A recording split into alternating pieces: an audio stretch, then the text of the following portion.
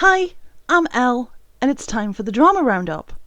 To start, surprisingly, the latest batch of Cookie and Cosmetics has, well, it's been a smash success. I know, I'm just as surprised as you guys.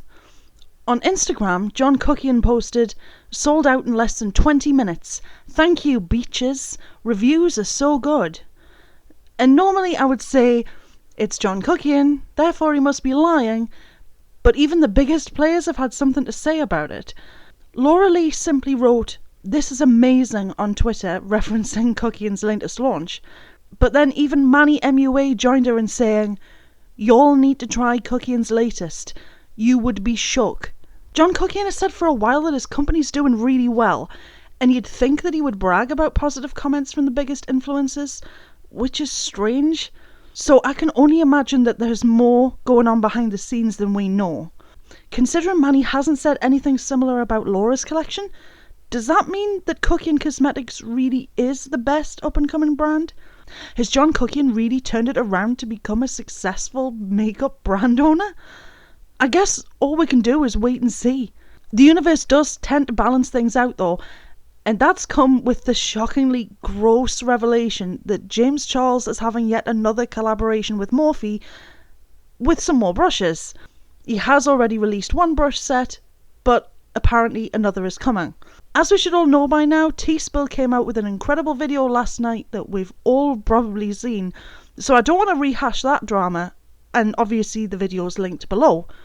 But yes, that is correct.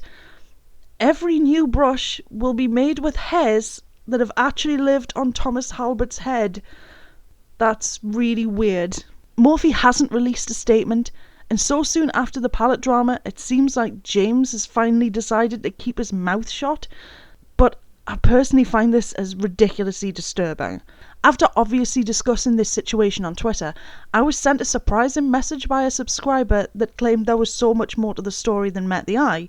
I unfortunately can't show the private messages here, but there were claims that James has been working undercover to unearth problems in the beauty industry, and that Ashley Kyle was helping to cover it up.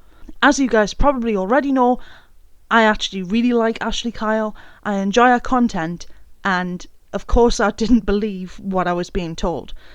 But, wanting to be fair, I did go to her to clear it up very quickly. What I got back from her though really was a surprise.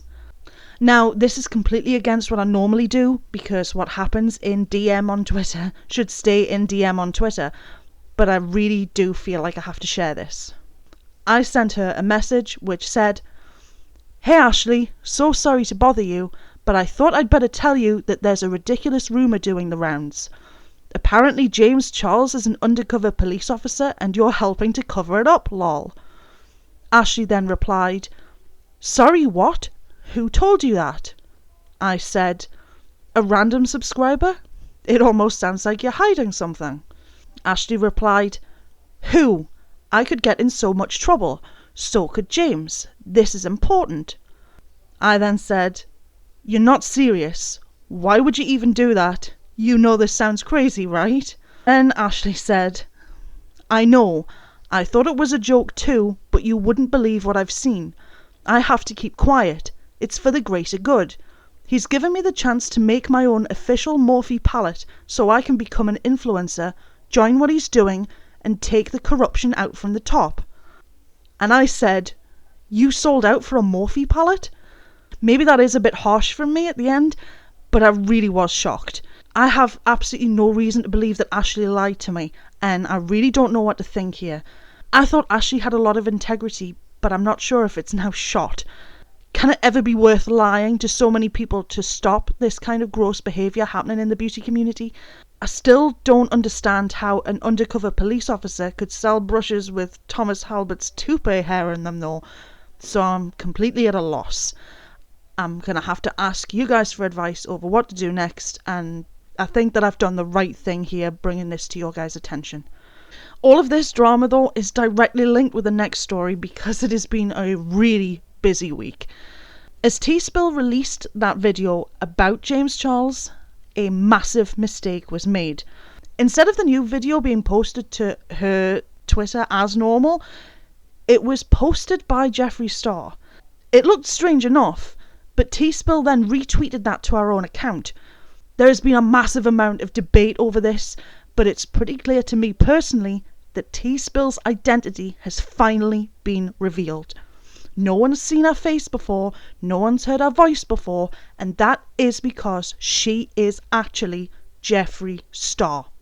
It makes sense to me that Jeffree would want to keep a close eye on the drama community, especially with all of the rumours that the bigger drama channels are paid by him to cover up stories and to defend him constantly.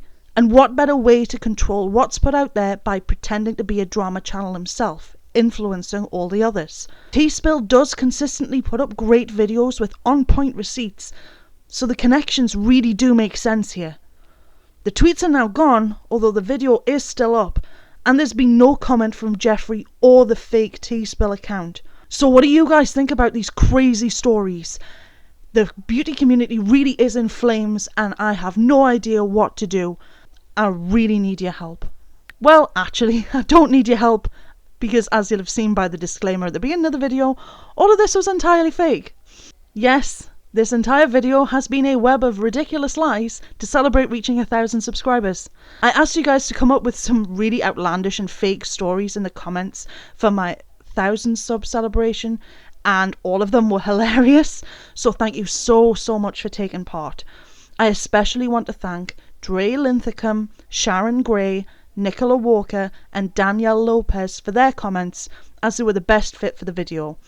I couldn't fit them exactly, but I did take massive inspiration from them.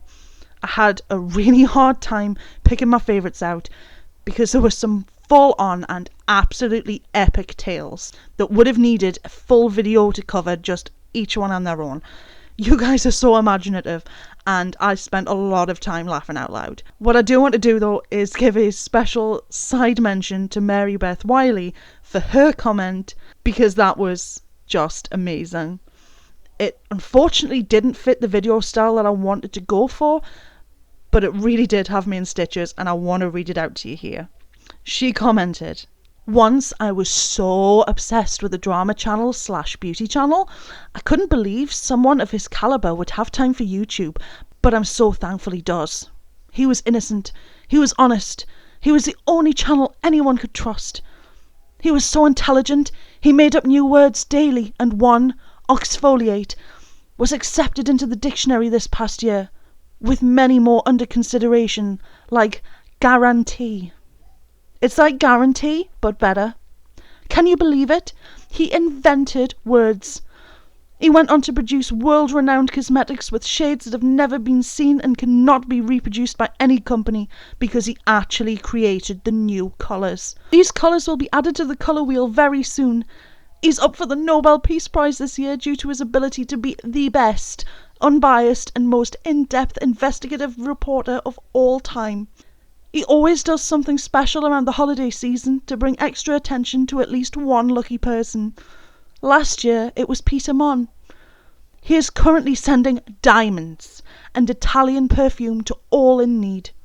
I've heard his given name is Jesus, but to be on the level of all his people, he goes by John."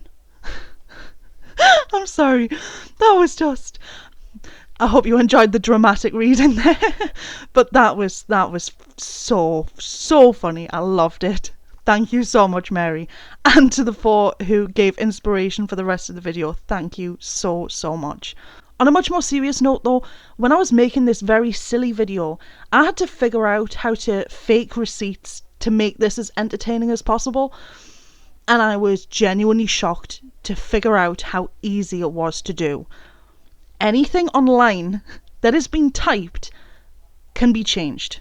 At first, I started with a very silly fake tweet from Jeffree Star about me, because I recently had my 1 month anniversary on YouTube, and I posted that to Twitter, and apart from one minor mistake, it was practically identical to a real tweet.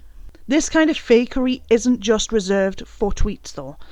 I managed to do this with Twitter DMs, Instagram posts, anything that you can imagine. You can insert pictures, do anything, all by tweaking the source code of web pages. You guys have to be so careful when reading receipts or believing people. Do not trust anyone entirely. Do your own research. Take all drama channels with a pinch of salt. I just think it is really important to be totally transparent with you guys so you know what is out there, what can be faked, to what extent they can be faked, also that you guys have the full picture. I didn't mean to leave it on such a dark note there, but it is really important. But back to the much lighter note, seriously, I am so grateful for everything. I'm so grateful for all of you guys. As always, like, comment, subscribe, ring the bell, or don't do any of those things, because I'm not your mother. And, as we say in The Sims, dag dag.